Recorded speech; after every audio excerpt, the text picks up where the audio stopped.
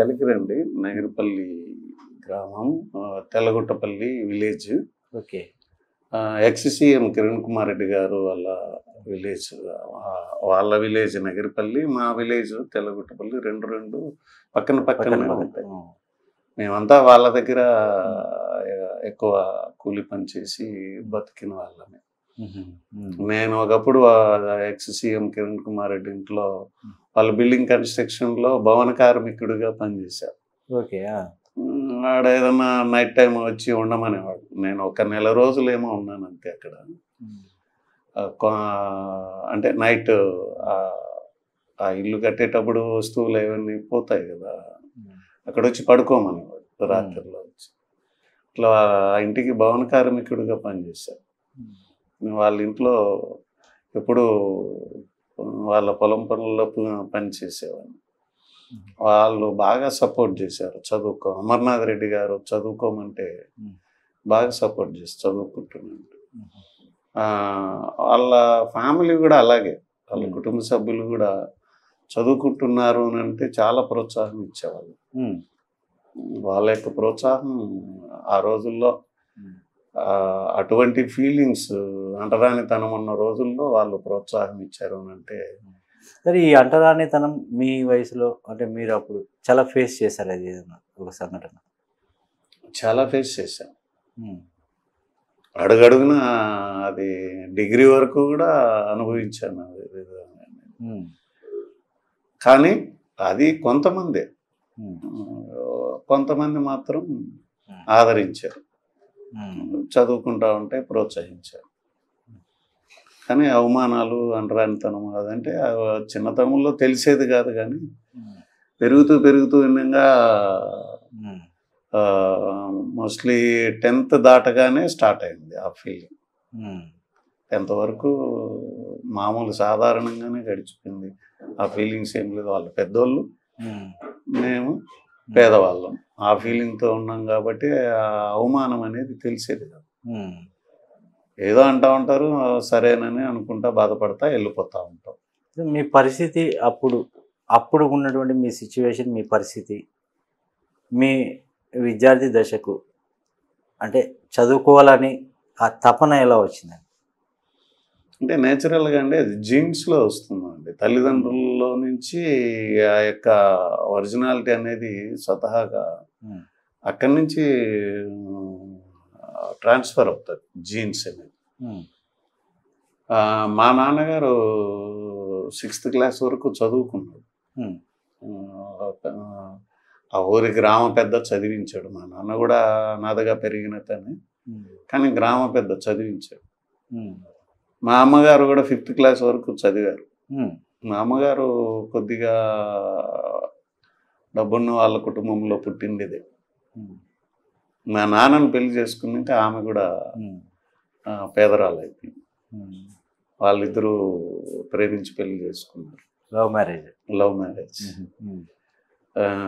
పెద్దలు చేశారు love marriage అయినా, మళ్ళీ పెద్దలు కలిసి అంటే వీడు అనాథ కదా, నువ్వు అన్నెలా అని సేమ్ క్యాస్టే మళ్ళీ మామూలుగా చేసేసారు. మళ్ళీ పెద్దవాళ్ళందరూ మాట్లాడుకొని చేశారు. మా అమ్మగారు కొద్దిగా ఉన్నత కుటుంబంలో నుంచి వచ్చిన వాళ్ళే. అంటే అప్పట్లో కొద్దిగా డబ్బు ఉన్న వాళ్ళే. వాళ్ళు కొంచెం చదువుకొని కూడా నాలెడ్జ్ ఉంది వాళ్ళకి. ఆ జీన్స్ మాకు ఒరిజినల్గా వచ్చి ఉంటాయి. కానీ పేదరికంలో అవి గుర్తించలేం కదా. ఒక స్టేజ్లో మేము అప్పటికే నేను బెగ్గింగ్ వృత్తిలో ఉన్నాను. ఒక విలేజ్ గజ్జలవారిపల్లినని మా కలికిరి మండలంలో ఒక విలేజ్, రెగ్యులర్గా ఆ విలేజ్కి వెళ్తాం. ముస్లిమ్స్ ఉంటారు అక్కడ. ఆ విలేజ్కి వెళ్ళి అక్కడ భోజనం తెచ్చుకొని ఒక చెట్టు కింద కూర్చొని నేను భోజనం చేస్తూ ఉంటే ఆ దారిలో స్టూడెంట్స్ వెళ్తుంటే నేను వాళ్ళనే చూస్తూ ఉన్నానంట. అది మా అమ్మగారు గమనించారు. అప్పటికే మా అన్నయ్య చదువుకుంటున్నాడు, స్కూల్కి వెళ్తున్నాడు. నేను ఇంకా ఆ దశలో లేను. 5th ఇయర్ అనుకుంటా ఆ ప్రాంతంలో, 4th ఇయర్ 5th ఇయర్లో నువ్వు వెళ్తావా అని వాళ్ళని అలా చూస్తుంటే నువ్వు కూడా చదువుకుంటావా అని మా అమ్మగారు అడిగారు. అది నా యొక్క వాళ్ళని చూస్తూ ఉండడం. అంటే దాంట్లో మా అమ్మగారు గమనించింది, తల్లి అంటే అదే కదండి. తల్లి అన్ని విషయాలు మీకు ఇంట్రెస్ట్ ఉన్నట్టు ఇంట్రెస్ట్ ఉంది, ఇది చదువుకోవాలని ఆశ ఉంది అన్న ఇది కనిపెట్టి తీసుకెళ్ళింది స్కూల్ దగ్గర. అటు నుంచి అటే తీసుకెళ్ళింది. అక్కడే చెట్టు కింద కూర్చొని భోంచేసినాం. అట్లే స్కూల్కి తీసుకెళ్తే వాళ్ళు ఇక్కడ కాదులేండి, ఇక్కడ భోజనం బెటర్ అని పంపించేశారు. వాళ్ళు వేరేలాగా పొరపాటుగా అర్థం చేసుకున్నారు, భోజనానికి వచ్చాడేమో. అలా జరిగింది. తర్వాత మరుసటి రోజు మా అమ్మగారు ఒక స్లేట్ నా చేతిలోకి ఇచ్చి పలక పట్టుకొని స్కూల్కి తీసుకెళ్ళి, ఆ పలక చూస్తే చదువుకోవడానికి వచ్చినాడని అనుకుంటారని. అప్పుడు టీచర్ చూసి, నిన్ను వచ్చింది మీరే కదా, నువ్వే కదా అని అంటే, అవును సార్, అవునయ్య గారు అని మా అమ్మగారు అడిగింది.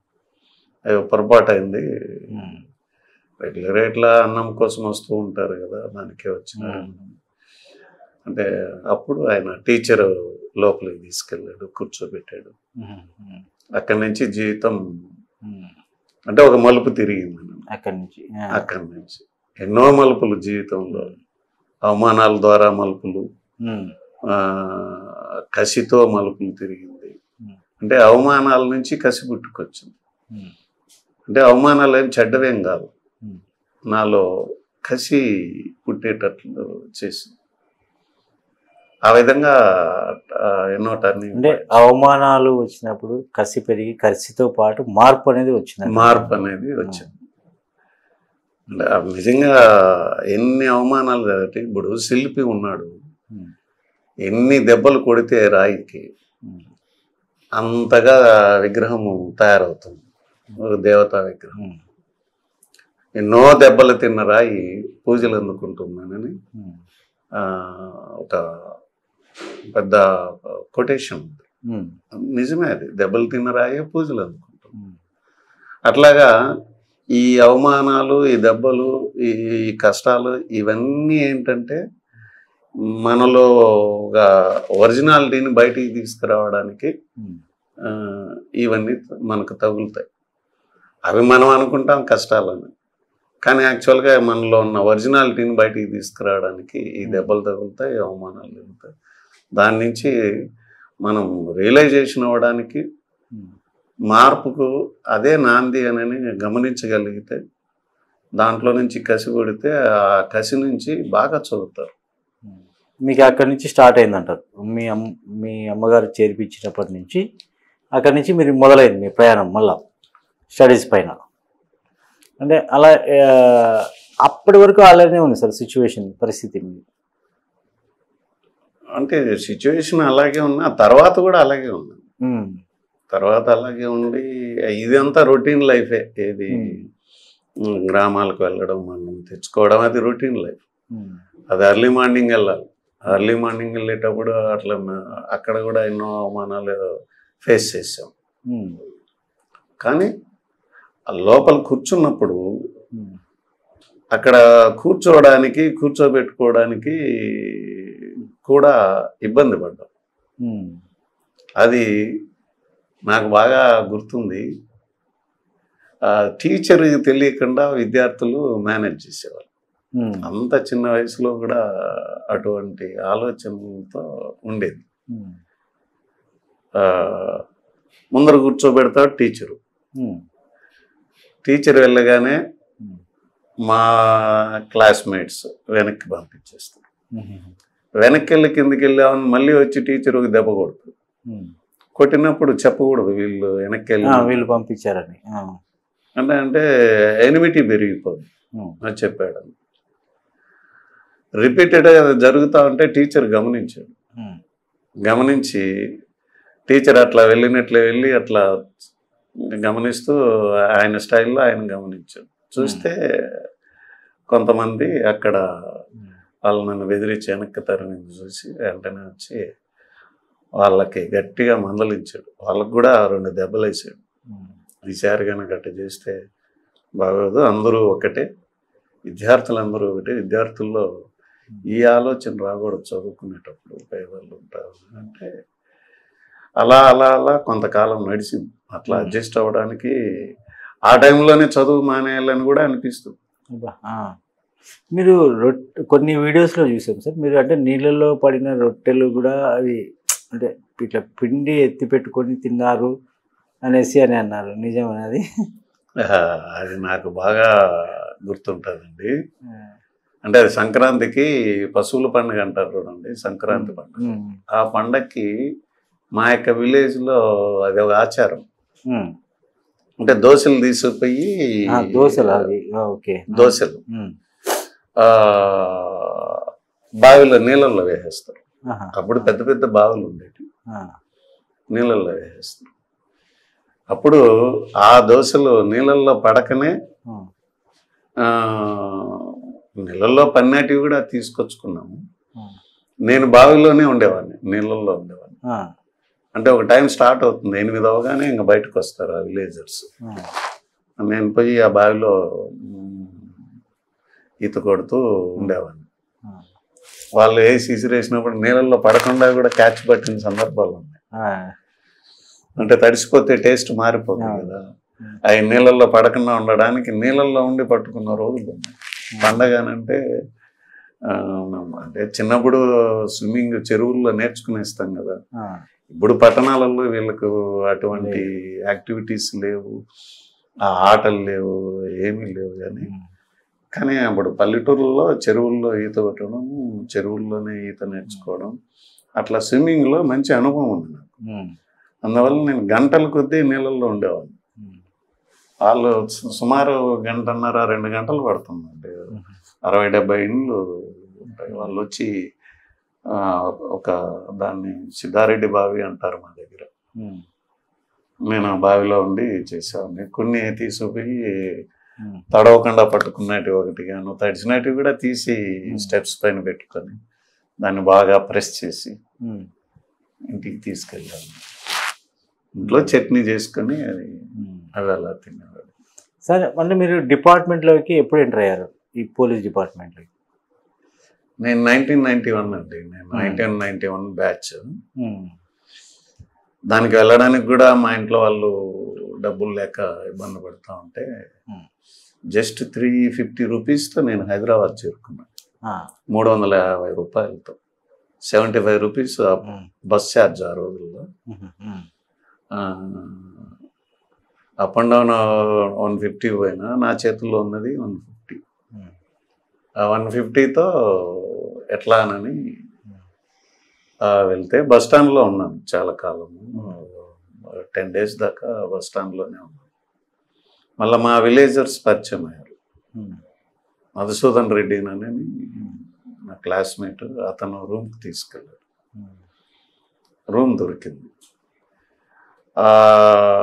అదే 150 రూపీస్ ఎంత 1 monthలో అయిపోయింది. అప్పుడు కూడా వాళ్ళు నా ఫ్రెండ్స్ కొంతమంది భోజనం పెట్టించారు. ఒక పూట అరటిపళ్ళు తిని భోజనం చేయకుండా ఓన్లీ బనానా తినేవాళ్ళు. అప్పట్లో రూపాయి ఇస్తే 4 బనానా ఇచ్చేవాళ్ళు, పావులకే బనానా. 2 తింటే, రూపాయికి తీసుకుంటే 2 తింటే, పెద్ద పెద్ద బనానా 2 తింటే చాలు, కడుపు నిండిపోయేది. ఇంకా భోజనం లేనప్పుడు అరటి పండ్లతో తిని మాత్రమే ఉన్న రోజులు. నేను సబ్ ఇన్స్పెక్టర్గా సెలెక్ట్ అయ్యి ముందు రోజులు. తర్వాత అక్కడ ఒక భవన కార్మికుడిగా కూడా ఒక బిల్డింగ్లో భవన కార్మికుడిగా జాయిన్ అయ్యాను. 3 months ఉన్నాను.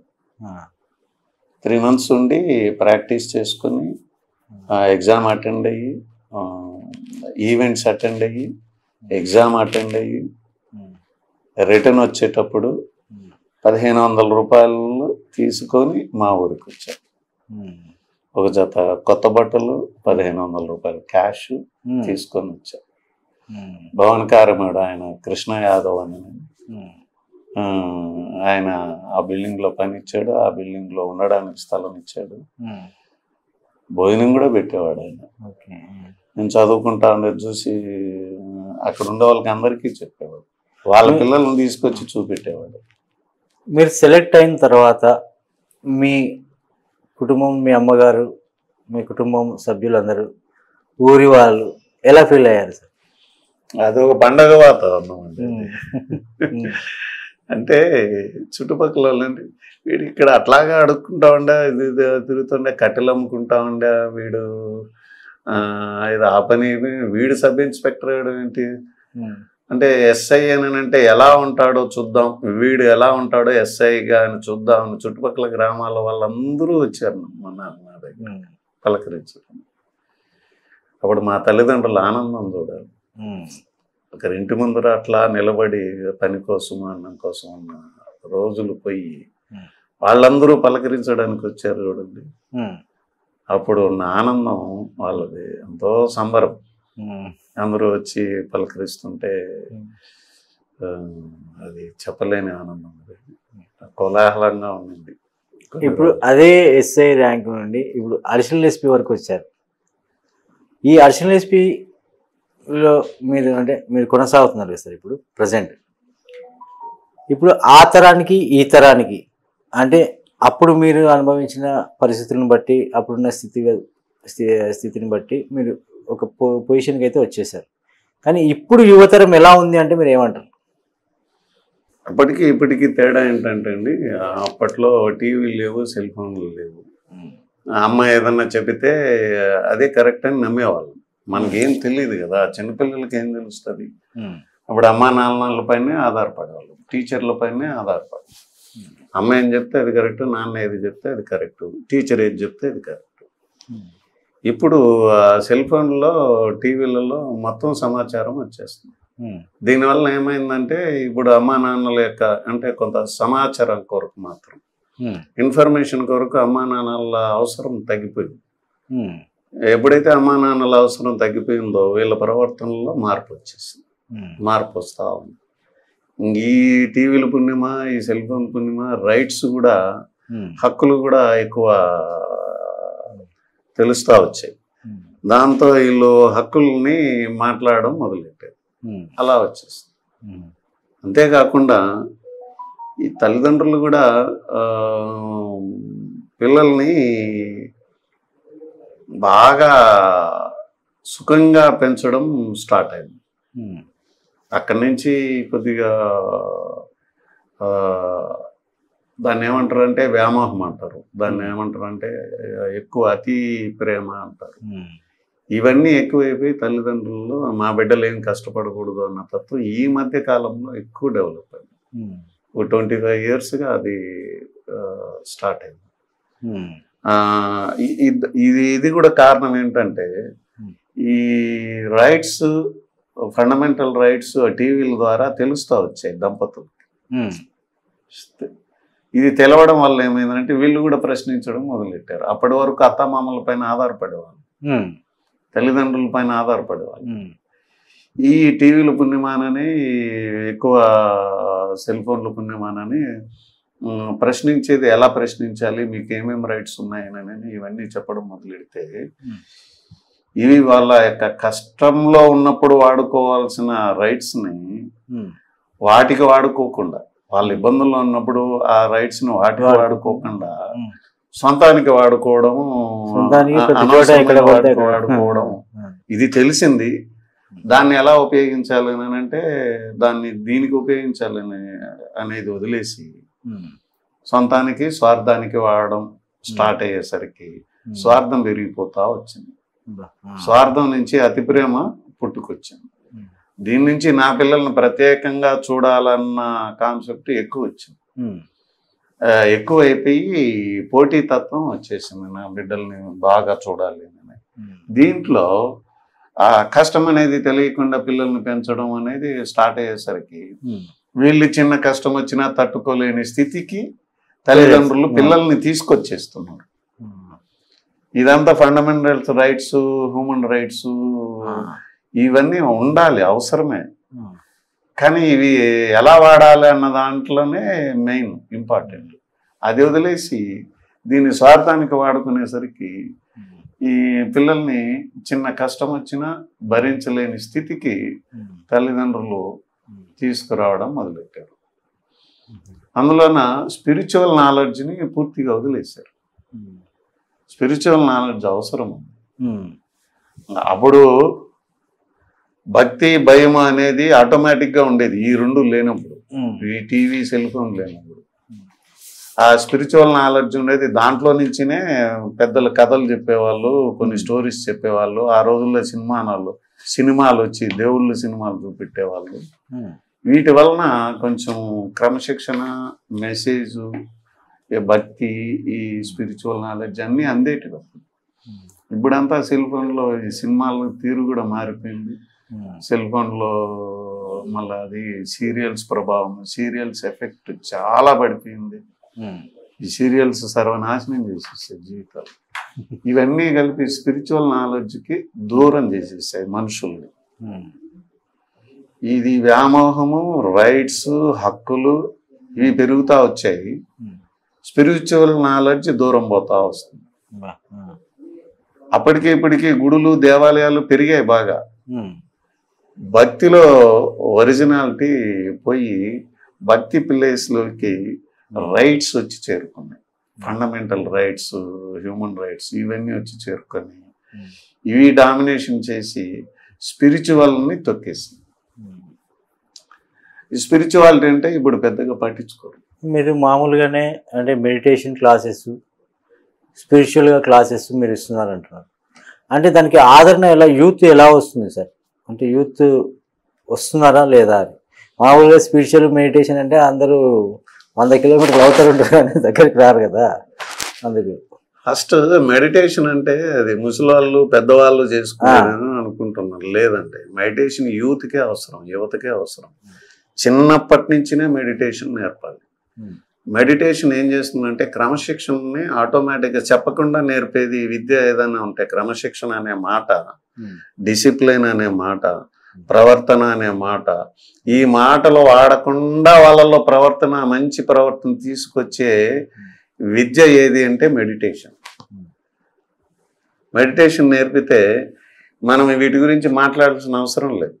ఆటోమేటిక్గా వాళ్ళ యొక్క శరీరంలో వాళ్ళ ప్రవర్తన అది ఇంకిపోద్ది. ఆ శ్వాస మీద ధ్యాస అనేది పెట్టి కొంచెం ధ్యానం చేస్తూ కూర్చుంటే తల్లిదండ్రులకు చాలా శ్రమ తగ్గుతుంది. పిల్లల యొక్క జ్ఞాపక శక్తి కూడా పెరుగుతుంది. వాళ్ళ జ్ఞాపక శక్తి పెరుగుతుందండి మెడిటేషన్ వల్ల.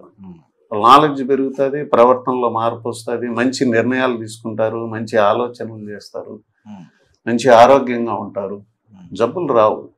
జబ్బు రాకుండా కూడా చూస్తుంది మెడిటేషన్.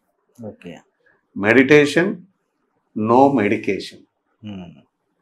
మెడిటేషన్ చేసిన వాళ్ళకి మెడిసిన్స్తో పని లేదు. ఇది ప్రవర్తనలోనూ మార్పు తీసుకొస్తుంది, ఆలోచనలో మార్పు తీసుకొస్తుంది, ఆరోగ్యంలో మార్పు తీసుకొస్తుంది, సంపదలోనూ మార్పు తీసుకొస్తుంది. అన్నిటిల్లోనూ ముందుకు నడిపించేది గొప్ప విద్య ఏదంటే మెడిటేషన్. అందుకే కదా గౌతమ బుద్ధుడు ప్రపంచవ్యాప్తంగా ఆరాధ్య దైవమైంది. ఆయన చూడగానే ఒక ప్రశాంతత అనేది కనపడతా ఉంటుంది. ఆయన విగ్రహాలు చూస్తే ఒక ప్రశాంతత ఆటోమేటిక్గా ఫీల్ అవుతారు పబ్లిక్ కూడా. మెడిటేషన్ చేయని వాళ్ళు కూడా ఆయన చూస్తే ప్రశాంతత ఫీల్ అవుతారు, హ్యాపీ ఫీల్ అవుతారు. అది మెడిటేషన్ యొక్క కెపాసిటీ. స్పిరిచువల్గా ఏం చెప్తున్నారు సార్? అంటే మెడిటేషన్ క్లాసెస్తో పాటు మీరు స్పిరిచువల్గా కూడా కొన్ని క్లాసెస్ ఇస్తున్నారు కదా. అవునండి. అది ఎలా అంటే తప్పకుండా యువతకి కొంత స్పిరిచువల్ నాలెడ్జి అవసరం ఉంది. చిన్న చిన్న కారణాలకే వీళ్ళు ఏం చేస్తున్నారంటే స్ట్రెస్కి గురయ్యి సూసైడ్ కూడా చేసుకుంటున్నారు. ఈ మెడిటేషన్ చేసే వాళ్ళు ఇటువంటి నిర్ణయాలు తీసుకోరు, ఇటువంటి ఆలోచన చేయరు, మంచి నిర్ణయాలు తీసుకుంటారు, మంచి ఆలోచన చేస్తారు. క్రమశిక్షణ కూడా ఇది సొసైటీకి కూడా, అటువంటి విద్యార్థుల వలన సొసైటీకి కూడా ఉపయోగం. కానీ ఇప్పుడు జరుగుతున్నది ఏంటంటే స్కూళ్ళల్లో కానీ పేరెంట్స్ కానీ బ్రెయిన్కి రెస్ట్ ఇవ్వాలండి, శరీరాన్ని కష్టపెట్టాలి, శరీరాన్ని పరిగెట్టించాలి. ఇప్పుడు ఆ స్కూల్ బస్సు ఇంటి ముందరే ఆగుతా ఉంది, స్కూళ్ళల్లో గ్రౌండ్ లేదు అంటే ఎక్సర్సైజ్ లేదు, ఇంకా శరీరానికి ఎక్సర్సైజ్ లేదు. స్కూల్కి వెళ్తారు అలాగా, మళ్ళా అలాగే ఆటోలో దిగుతారు, బస్సుల్లో దిగుతారు, ఇంట్లోకి వెళ్ళిపోతారు. వాకింగ్ లేదు, రన్నింగ్ లేదు, గ్రౌండ్ లేదు, ఎక్సర్సైజ్ లేదు, చెమట రాదు వాళ్ళ శరీరం నుంచి. అంటే శరీరాన్ని తల్లిదండ్రులు అలాగే సుఖపెట్టేస్తున్నారు, టీచర్లు అలాగే సుఖపెట్టేస్తున్నారు, అంటే వాళ్ళు కొట్టకూడదు టీచర్లు కూడా సుఖపెట్టేస్తున్నారు. వీళ్ళు శరీరానికి సుఖం ఇవ్వడం వల్ల చెమట బయటికి వెళ్ళట్లేదు, వీళ్ళు ఆరోగ్యంగా ఉండట్లేదు. అందులో హోంవర్క్ అని ఇది పెడుతున్నారు, మెదడుకి ఎక్కువ పని పెట్టేస్తున్నారు. మెదడుకు రాత్రి అయితే మంచి రెస్ట్ ఇవ్వాలి, పగలంతా శరీరాన్ని కష్టపెట్టి సాయంత్రం వెళ్ళి నీళ్ళు పోసుకొని ఒక గంట సేపు ఏదైనా హోంవర్క్ ఉంటే చూసుకొని పడుకునేసారు. పడుకునే టైంలో సెల్ ఫోన్ పట్టుకొని కూర్చుంటున్నారు. దానివల్ల శరీరానికి రెస్ట్, మెదడుకి ఇబ్బంది. దీనివల్ల ఏమవుతుందంటే ఒత్తిడికి రాను తెలియకుండానే మానసిక ఒత్తిడికి గురైకి సరైన టైంలో సరైన ఆలోచనలు తీసుకోలేని స్థితికి తల్లిదండ్రుల ప్రేమ వెనక్కి వెళ్ళడం మూలాలు అంటే ఏంటి సార్? అంటే ఎట్లా ఏ విధంగా? అంటే వెనక్కి వెళ్ళడం అంటే ఏంటంటే ముందు మనకు అంటే కొంచెం స్పిరిచువల్ నాలెడ్జ్ మనం దీంట్లో జోడించాలి. ఇప్పుడు అంతా పేరెంట్స్ గురించి పిల్లల గురించే మనం మాట్లాడతాం. ఎంత మంచి మెసేజ్ ఈ మధ్య పిల్లలు కూడా అడుగుతున్నారు, మీరు ఏదన్నా మాట్లాడితే అది మాకు ఉపయోగంగా ఉంటుంది సార్, మీరు మంచి మెసేజ్ ఇవ్వండి. అందుకని నేను అప్పటి నుంచి ప్రయత్నం చేస్తూ ఉన్నాను. నేను అక్కడికక్కడికి వెళ్ళి మాట్లాడుతూ ఉంటాను. ముందు మనకు అసలు జన్మ ఎలా లభించింది, ఈ జన్మకు మూలమైంది, ఇవన్నీ తెలుసుకోవాలి. మీరు అరుణాచలం వెళ్తే తమిళనాడులో ఉంటుంది చూడండి, రమణ మహర్షి గారు, ఆయన అంటే ఈ కాలంలో ఆయన శివుడి అవతారం, అది కలియుగంలో అది శివుడి అవతారం. ఆయన ఏమంటాడంటే నీ గురించి నువ్వు తెలుసుకో అంటాడు. మీరు విన్నారా అది ఎప్పుడైనా? రమణ మహర్షి చెప్పేది నీ గురించి నువ్వు తెలుసుకో అంటాడు. ఏంటి నీ గురించి నువ్వు తెలుసుకో అంటే అర్థం, నీకు జన్మ ఎలా లభించింది, నీకు వచ్చిన ఆ జన్మని ఎలా ఉపయోగించాలి, ధర్మానిక అధర్మానిక, నీకు వాక్ ఎందుకు వచ్చింది. 84 లక్షల జీవరాశిలో ఒక మనిషికి మాత్రమే వాక్ ఉంది. 84 లక్షల జీవరాశిలో ఒక మనిషికి మాత్రమే విచక్షణ జ్ఞానము ఉంది. 84 లక్షల జీవరాశిలో వ్యక్తిత్వము అనేది ఒక మనిషికి మాత్రమే ఉంది. 84 లక్షల జీవరాశిలో ప్రత్యేకమైన డిజైన్ ఒక మనిషికే చేయబడింది. 5 ఏళ్ళు, చేతులు, వాక్కు, విచక్షణ జ్ఞానం, ఈ స్పెషాలిటీ మనిషికి. ఇతని యొక్క వెన్నుపూసు కూడా అన్ని జీవులకు అట్లా అడ్డంగా ఉంటాయి, ప్యారలల్, భూమికి ప్యారలల్, కానీ మనకు నిలువుగా ఉంటాయి. అన్ని స్పెషాలిటీనే. రమణ మహర్షి గారు చెప్పేది అదే. ఈ స్పెషాలిటీస్ అన్ని ప్రత్యేకంగా మనిషికి ఎందుకు ఇచ్చారు, నీ గురించి నువ్వు తెలుసుకో, ఈ జన్మ ఇలాంటి స్పెషాలిటీస్తో నీకు ఎందుకు వచ్చిందో తెలుసుకో, నీ గురించి నువ్వు తెలుసుకోవడమే ధర్మం. అది తెలుసుకోకుండా నువ్వు ఏ పని చేసినా అది అధర్మం కిందకే వస్తుంది. మొదటి ధర్మం ఏంటంటే నీ గురించి నువ్వు తెలుసుకోవడమే ధర్మం. అది ఎవరు తెలుసుకోవట్లే, ఆ ప్రయత్నమే చేయట్లే. శివుడే రమణ మహర్షి రూపంలో వచ్చి నీ గురించి నువ్వు తెలుసుకో ఉంటే ఎంతమంది ఆ విధంగా తెలుసుకునే ప్రయత్నం చేశారు. మన గురించి మనం తెలుసుకునే ప్రయత్నం చేస్తే వచ్చే లాభాలు ఏంటో తెలుసా? క్రమశిక్షణ వస్తుంది, ఆరోగ్యం ఉంటుంది, దేశానికి ఉపయోగపడే పౌరుడిగా తయారవుతాడు. వీనికి ఎందుకు అంటే ధర్మం ఏంటో, జన్మ ఎందుకు వచ్చిందో తెలిసింది. తెలిసింది కాబట్టి నేను అలా నడవాలి కదా, ఇప్పుడేంది నేను అంతా రివర్స్లో ఉంటున్నాను అనేది ఇతనికి రియలైజేషన్కి వస్తాడు. నీ గురించి నువ్వు తెలుసుకుంటే అదే అర్థం. ఆయన చెప్పాడు నీ గురించి నువ్వు తెలుసుకోవడమే మొదటి ధర్మం. అది వదిలేసి మళ్ళీ మనం అన్నీ చేస్తా ఉన్నాం. ఎంతమంది తెలుసుకుంటున్నారు మన గురించి? మన శరీరానికి ఒక ఫార్ములా కూడా ఉంది. సెల్ ఫోన్ కనిపెట్టాలంటే ఒక ఫార్ములా ఎట్లుందో ఈ శరీరానికి కూడా ఒక ఫార్ములా ఉంది. ఏంటి సార్ ఫార్ములా? ఈ చేతులు ఏం చేయాలి, ఈ నోరు ఏం మాట్లాడాలి, ఈ బ్రెయిన్, ఈ శరీరానికి 72,000 నాడులు, 80 సార్లు 72 నుంచి 80 సార్లు పల్స్ కొట్టుకోవడం, 72,000 ఆలోచనలు ఫర్ డే, వాక్కు, విచక్షణ జ్ఞానం, ఇవన్నీ కలిపి ఈ శరీరానికి ఒక ఫార్ములా ప్రకారం ఉంది. అది చాలా పెద్ద సబ్జెక్టు. అది మనం తర్వాత మాట్లాడదాం. ముందు ఈ పిల్లల్ని ఎలా కనాలి అనేది కూడా తెలుసుకోవాలి. పేరెంట్స్ ముందు పిల్లల్ని ఎలా కనాలి అది కూడా తెలిసి ఉండాలి. అది కూడా చెప్పండి సార్ ఒకసారి. అయితే ఎలా కనాలి అనేది చాలా ఇంపార్టెంట్. ఎలా కనాలి అంటే మళ్ళీ ఇదే, నీ గురించి నువ్వు తెలుసుకో, అదే ధర్మం. అది తెలుసుకుంటూ పెరిగి నువ్వు పెళ్లి చేసుకొని పిల్లల్ని కనాలి. ఆ ప్రయత్నం ఎవరు చేశారు? ఎవరు చేయలేదు. ముందు పేరెంట్స్ ఎలా ఉండాలి, పెళ్ళి ఎలా చేసుకోవాలి, ఎలాంటి పిల్లలు పుడతారో అనేది ఆ పేరెంట్స్ యొక్క ప్రవర్తనే డిసైడ్ చేస్తారు.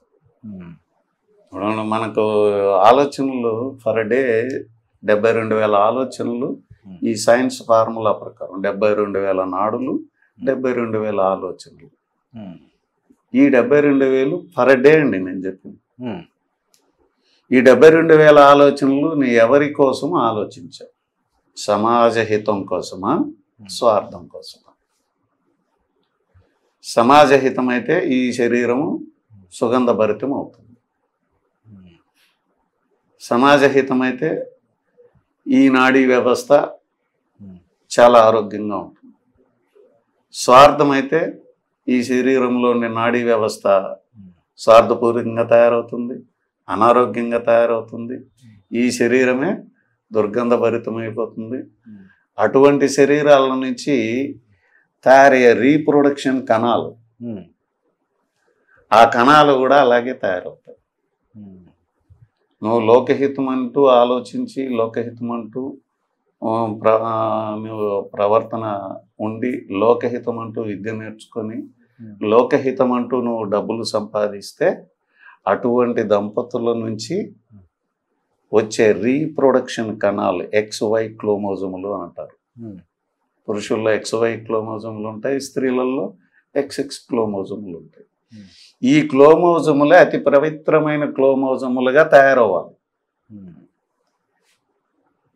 వీళ్ళు పవిత్రంగా అటువంటి ఆలోచనలతో పెరిగితే, కొంచెం మెడిటేషన్ చేసి, సమాజం గురించి ఆలోచిస్తూ, గ్రామం గురించి ఆలోచిస్తూ పెరిగితే అటువంటి శరీరం నుంచి ఉత్పత్తి అయ్యే రీప్రొడక్షన్ కణాలు చాలా పవిత్రంగా ఉంటాయి.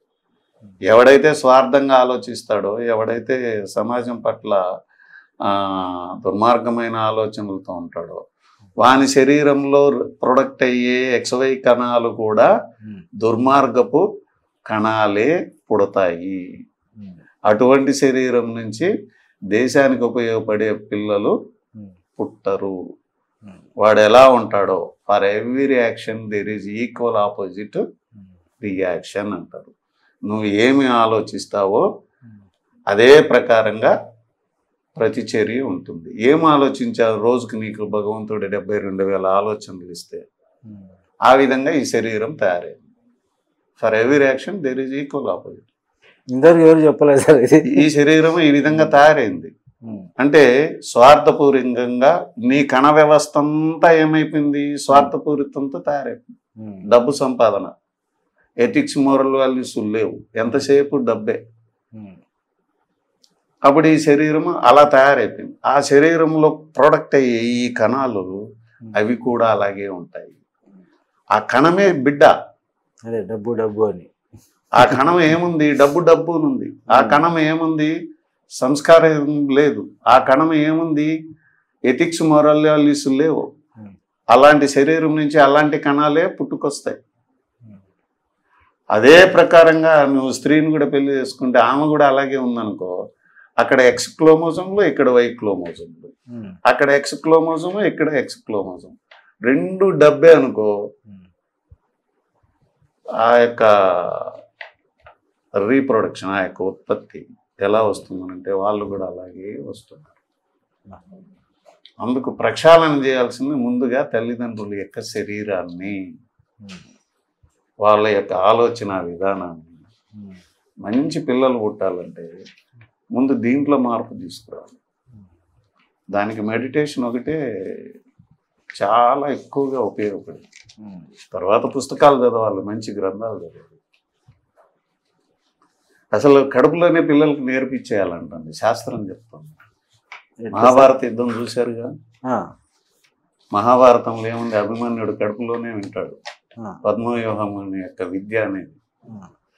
సుభద్రకి అర్జునుడు చెప్తుంటాడు మహాభారతంలో, పద్మవ్యూహాన్ని ఎలా ఛేదించాలనే విద్య చెబుతాడు, భార్యకి చెబుతా అంటాడు సుభద్రకి. ఆమె నిద్రలోకి వెళ్ళిపోతుంది. కానీ ఊకొడతా నిద్రలోకి వెళ్ళిపోతే ఆమె ఇంటా ఉంది కదా అని అర్జునుడు చెప్తానే ఉంటాడు. ఆమె నిద్రలోకి వెళ్ళిపోయి ఊకొట్టే శబ్దం వినపడతానే ఉంటుంది అర్జునుడికి. ఎవరు ఊకొడుతున్నారంటే కడుపులో ఉన్న బిడ్డ ఊకొడుతున్నాడు. ఆమె నిద్రపోయింది, అభిమన్యుడు ఊకొడుతున్నాడు కడుపులో నుంచి. అని అంటుంటే ఈయన చెప్పుకుంటా పోతానే ఉన్నాడు. కృష్ణుడు గమనించాడు. పద్మవ్యూహంలోకి ఎంట్రీ మాత్రమే చెప్పేంత వరకు కృష్ణుడు గమనా ఉన్నాడు. ఎంట్రీ అయిన తర్వాత మళ్ళీ వచ్చాడు. వచ్చి ఎవరికి చెప్తున్నావు అర్జున అంటే, సుభద్ర నిద్రపోతా అంటే నువ్వు ఎవరికి చెప్తున్నావు కదా, ఇందాక ఊకొట్టారండి బావా అని చెప్పి, బావా అంటాడు కదా, ఊకొడుతూనే ఉన్నారు బావా అంటే, ఊకొట్టేది ఎవరు? సుభద్ర కాదు, నీకు పుట్టబోయే బిడ్డ ఊకొడుతున్నాడు కడుపులో నుంచి. అంటే కడుపులోనే నేర్పించే విద్య ఉంది. ది బెస్ట్ ఎడ్యుకేషన్ ఎప్పుడంటే పేరెంట్స్ చూడాల్సి ఉంది. గర్భవతిగా ఉన్నప్పుడే నేర్పించేయాలండి అన్ని.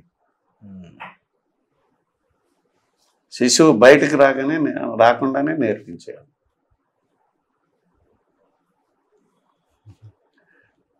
మీరు అనొచ్చు అది ఎలాగానని. అదే కదా సార్ ఇప్పుడు మీరు చెప్పారుగా అట్లా. అదే కడుపులో ఎలాగ నేర్పచ్చు అంటే, ఎప్పుడైతే ముందు పెరగడమే ఇలా పెరగాలండి. మంచి ఆలోచనలతో పెరగాలి, మంచి ప్రవర్తనతో పెరగాలి, సమాజం పట్ల గౌరవంతో పెరగాలి, పెద్దల పట్ల గౌరవంతో సంస్కారం నేర్చుకుంటూ పెరిగిన శరీరము, ఆ రెండు దంపతులు ఇద్దరు కలిశారనుకోండి, XY క్రోమోజోమ్, ఆ పవిత్రమైన క్రోమోజోమ్లు ఒక చోటికి చేరతాయి, గర్భవతి అవుతుంది. గర్భంలో ఉన్నప్పుడు ఆమె ఏం చేయాలంటే చెడు మాట్లాడకూడదు, చెడు వినకూడదు, చెడు కనకూడదు, మంచి మాటలు వినాలి, మంచి మాటలు మాట్లాడాలి, మంచి పనులు చేయాలి, మంచివే చూడాలి, అత్తామామలను గౌరవించాలి, పెద్దలను గౌరవించాలి, లంచం డబ్బుతో భోజనం చేయకూడదు, లంచం డబ్బుతో పూజా సామాగ్రి కొని పూజ చేయకూడదు, పవిత్రమైన కార్యక్రమాలే చేయాలి, మంచి పుస్తకాలు చదవాలి, రమణ మహర్షి జీవిత చరిత్ర చదవాలి, అబ్దుల్ కలాం గురించి చదవాలి, అంబేద్కర్ గురించి చదవాలి, గొప్ప గొప్ప మహానుభావుల యొక్క పుస్తకాలు చదవాలి, గ్రంథం చదవాలి, మహాభారతం చదవాలి, ఖురాన్ కావచ్చు, బైబుల్ కావచ్చు, ఏదైనా కానీ మంచి గ్రంథాలు చదవాలండి. నాలెడ్జ్, పుస్తకాల్లో నాలెడ్జ్ ఈజ్ పవర్ అన్నారు. అట్లా మంచి పుస్తకాలు చదువుతూ, మంచి మాటలు మాట్లాడుతూ, సమాజం గురించి గొప్పగా ఆలోచిస్తూ, పుట్టేవాడు సమాజాన్ని ఉద్ధరించేవాడు పుట్టాలని ఆలోచిస్తూ ఈ 9 నెలలు గడపాలి గర్భంగా ఉన్న స్త్రీ. ఆ గర్భం సామాన్యమైంది కాదండి, 1000 గుడులతో సమానం ఆ గర్భం. గర్భక్షేత్రం అంటారు దాన్ని. దేశాన్ని ఉద్ధరించేవాడు వచ్చేది ఆ గర్భం నుంచినే, దేశాన్ని నాశనం చేసేవాడు ఆ గర్భం నుంచినే వచ్చేది, సమాజాన్ని ఉద్ధరించేవాడు ఆ గర్భం నుంచినే, సమాజానికి పనికిరాని వాడు ఆ గర్భం నుంచినే, సమాజానికి సేవ చేసేవాడు ఆ గర్భం నుంచినే. ఒక స్త్రీ కానీ ఒక పురుషుడు కానీ ఎక్కడి నుంచి వస్తాడంటే ఆ గర్భం. ఆ గర్భక్షేత్రం 1000 గుడులతో సమానం.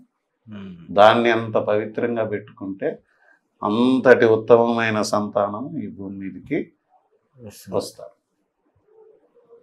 అది పవిత్రంగా ఉండాలంటే సేమ్ మెడిటేషన్ స్పిరిచువాలిటీ, చిన్నప్పటి నుంచి పెరిగిన విధానము, ఆలోచించే విధానం, మాట్లాడే విధానం, ప్రవర్తన, ఇవన్నీ ఉంటేనే ఒక్కసారిగా మార్పు రాదు. నీకు ఆ 9 నెలల గర్భంలో ఉన్నప్పుడే నేర్పిద్దామనంటే అప్పుడు మాత్రమే నేర్పిద్దామంటే కాదు. నువ్వు చిన్నప్పటి నుంచి కూడా సంస్కారవంతంగా పెరిగి ఉండాలి. నీ కణాలు, నీ నాడీ వ్యవస్థ, నీ ఆలోచనలు ఇవన్నీ ధర్మబద్ధంగా, న్యాయబద్ధంగా, సంస్కారవంతంగా, క్రమశిక్షణతో అలా పెరిగింటేనే అటువంటి వాళ్ళ శరీరం నుంచి ఉత్పత్తి అయ్యే కణాలు కానీ, అటువంటి వాళ్ళ శరీరం నుంచి పుట్టుకొచ్చే బిడ్డలు కానీ దేశోద్ధారకులు పుడతారు. ఈ కాలం పెళ్ళిళ్ళు చూడండి, పెళ్ళిళ్ళలో ఏం మాట్లాడుకుంటారు? పెళ్ళిళ్ళలో నువ్వెంత ఇస్తున్నావు, నేనెంత ఇస్తున్నా, నీకెంత వస్తుంది, నాకెంత వస్తుంది. వెనక్కి నేను ఇంతకు మునుపు చెప్పాను చూడండి, మోడల్లోకి వెళ్ళాలి, చరిత్ర వెనక్కి వెళ్ళాలని. దీని అర్థం ఇప్పుడు వస్తుంది చూడండి. ముందు కాలంలో పెళ్లిళ్ళు చేస్తే ఒక 100 సంవత్సరాల క్రితం వెనక్కి వెళ్తే ఒక 4 స్త్రీలు వచ్చి పెళ్లి కూతుర్ని శోభనం గదిలోకి పంపుతారు. ఏమని చెబుతారో తెలుసా? దేశోద్ధారకుని కనివ్వాలి, వంశ ప్రతిష్టను కాపాడే బిడ్డను కొడుకుని నాకు ఇవ్వాలి, పుట్టినిల్లు మెట్టినిల్లు యొక్క గౌరవాన్ని కాపాడే కూతుర్ని నాకు ఇవ్వాలి కానుగ్గా అని, సమాజానికి ఉపయోగపడే బిడ్డను ఇవ్వాలి, వంశ గౌరవాన్ని కాపాడే బిడ్డను ఇవ్వాలి. ఈ మాటలు చెప్పి పంపించేవాళ్ళు స్త్రీ పెళ్లి కూతుర్ని లోపలికి. ఇప్పుడు అవి ఉన్నాయా? నాకెంత వస్తుంది, నా ప్లేట్కి వచ్చి కళ్యాణ మండపము 5 కోట్లు ఖర్చు వచ్చి ప్లేట్కు 1000 రూపాయలు, 20 ఐటమ్స్ పెడతారు. దాంట్లో మనిషి అత్యాశకు అంతంత తింటారు, మొత్తం పడేస్తారు. ఎంత వృధా అవుతుంది. ఎందుకు ఆ వృధా అవుతుందంటే దానికి ప్రజలే ఆలోచించుకోవాలి. ఎందుకంటే చిన్నప్పటి నుంచి పెరిగిన విధానం అనేది చాలా ఇంపార్టెంట్. రమణ మహర్షి చెప్పాడు చూడండి, నీ గురించి నువ్వు తెలుసుకున్నావు. అది ఎవరైతే తెలుసుకోలేదో వాళ్ళు ఇలాగే ప్రవర్తిస్తారు. ఎందుకంటే ఆ వాల్యూ తెలియదు, ధర్మం అంటే ఏంటో తెలియదు. అధర్మంతోనే బ్రతకడం అలవాటైపోయింది మనుషులకి. ఇవి తెలిస్తే కదా. ఎవరు చెప్తున్నారండి? తల్లిదండ్రులు చెప్పట్లా, టీచర్లు చెప్పట్లా, పెద్దవాళ్ళు చెబితే వినట్లా, ఆ మాటలు నచ్చట్లా, సెల్ ఫోన్ సర్వనాశనం చేసేస్తుంది. అయితే ఎట్లు నీ గురించి నువ్వు తెలుసుకోవాలంటే ఎప్పుడైతే ఈ పెళ్లి కూతురు పెళ్లి కొడుకు వీళ్ళు ఏం మాట్లాడుకుంటారు, వాళ్ళు లోపల కూడా ఇదే మాట్లాడుకుంటారు. ఇప్పుడు ఎవరైనా పెళ్లి కొడుకు మంచి లోకాన్ని ఉద్ధరించే కొడుకుని ఇవ్వమని ఏ పెళ్లి కొడుకైనా పెళ్లి కూతురుని అడుగుతున్నాడా? అడిగారా? ఇప్పుడు ఆ థాట్ అన్నా ఉందా? లేదు. పోనీ నాకు మంచి బిడ్డను కుమారుణ్ణి ప్రసాద్ ఇవాళ నాకు నేను పెళ్లి కూతురు ఏమైనా అడుగుతుందా? ఇవి ఉండవు. లోపలంతా బంగారంతా, అదెంత ఇదంతా కొంచెంసేపు మాట్లాడుకుంటారా, మళ్ళీ ఎంజాయ్మెంట్లోకి దిగుతారా, మళ్ళీ హనీమూన్ అంటారా, మళ్ళీ ఆ డబ్బులు ఖర్చు పెడతా తిరుగుతారా? అంటే దశ దిశ లేకుండా, ఏ ఆలోచన లేకుండా, ఒక మంచి ఆలోచన, మంచి నిర్ణయం, మంచి ప్రవర్తన ఇవి ఏమీ లేకుండా ఎంజాయ్ చేస్తుండగా వాడు వచ్చేసాడు. వచ్చినోడు ఎలా వచ్చాడు? వీళ్ళు ఇలా ప్రవర్తిస్తుంటే వచ్చేసాడు. ఇంకా వచ్చినోడు ఎలా ప్రవర్తిస్తాడు? వీళ్ళకే ఆలోచన లేదు మంచి పిల్లల్ని కనాలని, అన్నీ లెక్కలే. ఇంకా వీలైతే ఒక నెలకంతా గొడవలు కూడా స్టార్ట్ అవుతాయి. అత్త మామల్ని బయటకు పంపించేలా, బంధువులు రాకూడదు, నువ్వు నేను మాత్రమే ఉండాలా, మా అమ్మ మా నాయన వస్తారు, మీ అమ్మ మీ నాయన రాకూడదు. వీళ్ళమ్మ వీళ్ళ నాయనలే తల్లిదండ్రులు, వాళ్ళమ్మ వాళ్ళ నాయన తల్లిదండ్రులు కాదు. ఇవన్నీ నెలకే స్టార్ట్ అయిపోతాయి.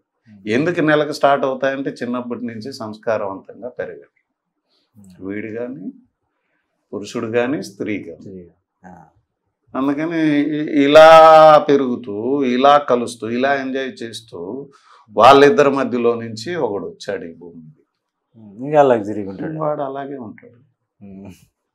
వాడు మంచివాడి ఉండాలంటే వీళ్ళకి ముందే ప్లాన్ ఉండాలి, ఒక పద్ధతి ఉండాలి, మెడిటేషన్ ఉండాలి, మంచి మాటలు ఉండాలి, వాళ్ళ శరీరాన్ని అలా పెంచాలి, వాళ్ళు శోభనం గదులు ఇదే మాట్లాడుకోవాలి. ఈ దేశాన్ని ఉద్ధరించే కొడుకు కావాలా నాకు అని వీడు అడగాలి ముఖ్యంగా.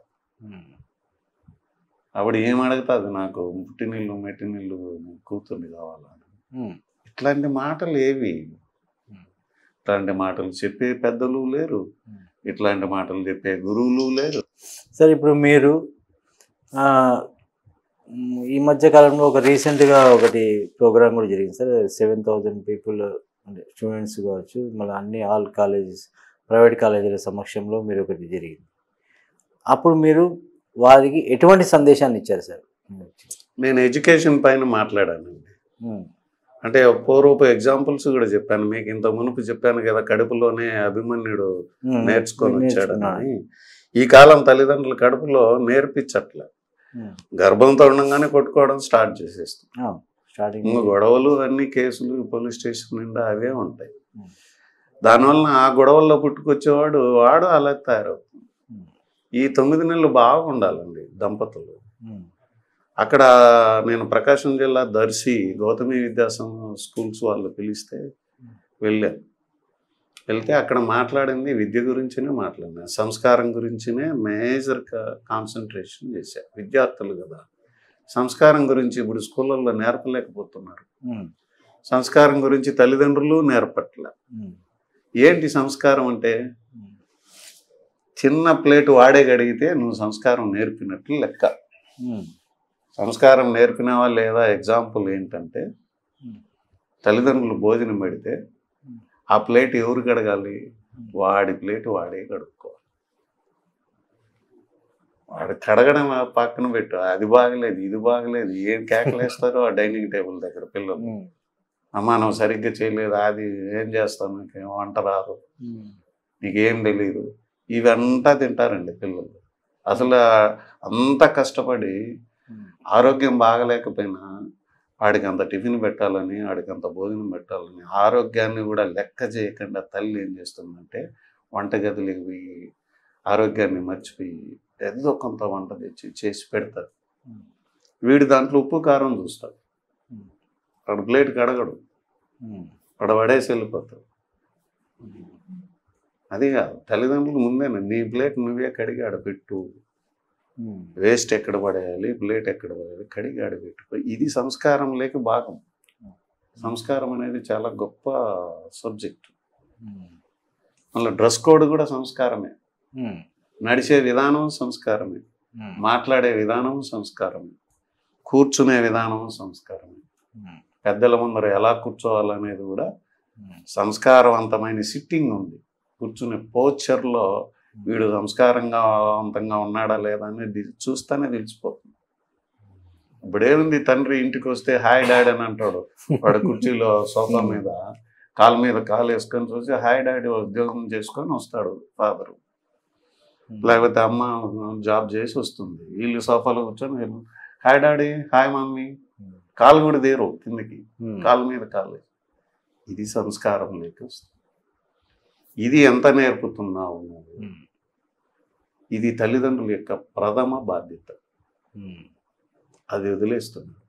పోనీ ఇక్కడ మిస్ అయింది, స్కూళ్ళల్లో నేర్పట్లేదు.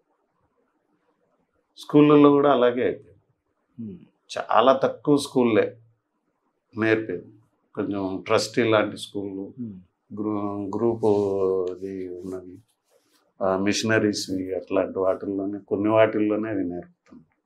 దాని గురించి నేను అంటే ఇప్పుడు టీచర్స్ కూడా ఎక్కువ పిల్లల మీద అంటే కొట్టకూడదు అనేసి అన్ని కొన్ని చట్టాలు అన్నీ వచ్చేసినాయి కదా సార్. ఇదే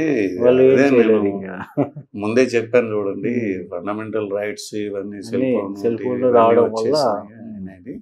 కానీ అక్కడ మాట్లాడింది నేను చాలా ముఖ్యమైన సబ్జెక్ట్ మాట్లాడినా, సంస్కారము ఎడ్యుకేషన్. దానిపైన ఏమని మాట్లాడినా, కర్ణుడిది సబ్జెక్టు ఎడ్యుకేషన్ మీదనే ఉంది. మహాభారతం అందరూ వింటారండి. ఓ కొటేషన్ ఉంది మహాభారతానికి, వింటే భారతమే వినాలి లేకపోతే గారెలే తినాలని. గారెలు ఎంత టేస్టో మహాభారతం అంత టేస్ట్. మహాభారతం దేంతో పోల్చారు? గారెలతో పోల్చారు. అది మానవుని యొక్క ఆలోచన విధానం. తిండితో పోల్చారు. అది మనిషి జీవన విధానం. అది దాంట్లో ఎడ్యుకేషన్ గురించి ఉంది. ఒక పాత్ర మొత్తం ఎడ్యుకేషనే.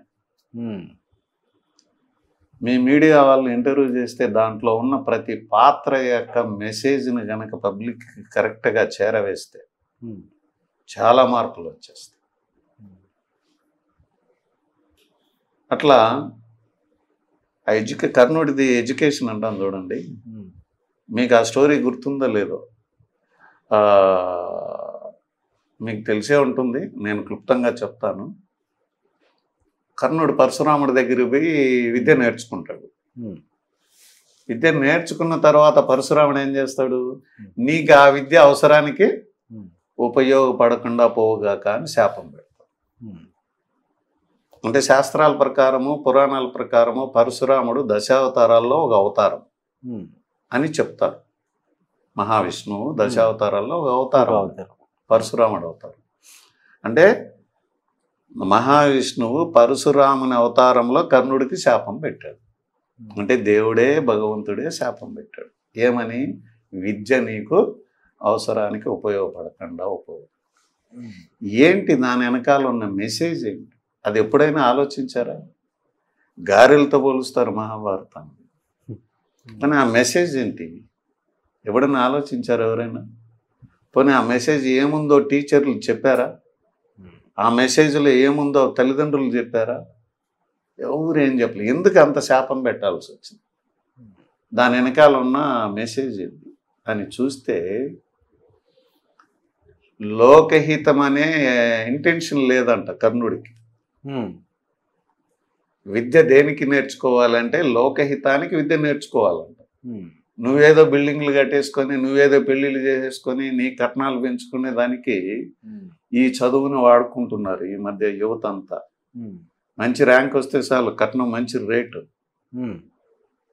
మంచి పొజిషన్ వస్తే చాలు కట్నం రేటు.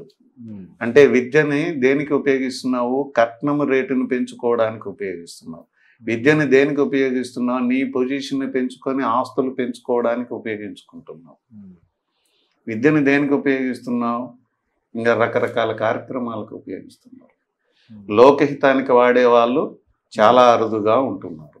ఇది తక్కువైపోయింది, అది ఎక్కువైపోయింది. ఈ కాన్సెప్ట్ ఆ రోజుల్లోనే ఉంది కర్ణుడికి. లోకహితం అనే ఉద్దేశం అతనికి లేదంట. ఏమి ఉంది ఆలోచన అంటే కర్ణుడిది, అర్జునుని చంపి నేను నెంబర్ 1 అవ్వాలి, అందుకోసం విద్య నేర్చుకోవడానికి పరశురాముడి దగ్గరికి వచ్చాడు. అంటే అతని ఉద్దేశంలో ఏముంది? ఇంకొకరిని నాశనం చేసి నేను నెంబర్ 1 అవ్వాలి. రెండో ఇంటెన్షన్ ఏంది? ఈ విద్యను దుర్మార్గానికి ఉపయోగించాలని. ఎవరికి? దుర్యోధనుడికి. అంటే ఇంటెన్షను విద్యని దుర్మార్గానికి ఉపయోగించాలి, విద్యని స్వార్థానికి నేను నెంబర్ 1 అవ్వాలనే దానికి ఉపయోగించుకోవాలి, విద్యని ఒకరిని చంపి నేను పైకి రావాలని అనే ఇంటెన్షన్ ఉంది దాంట్లో. బ్యాడ్ ఇంటెన్షన్ ఉంది. లోకహితం అనే ఇంటెన్షన్ లేదు గనుక నీకు ఆ విద్య పనికిరాకుండా పోవుగా కానీ శాపం.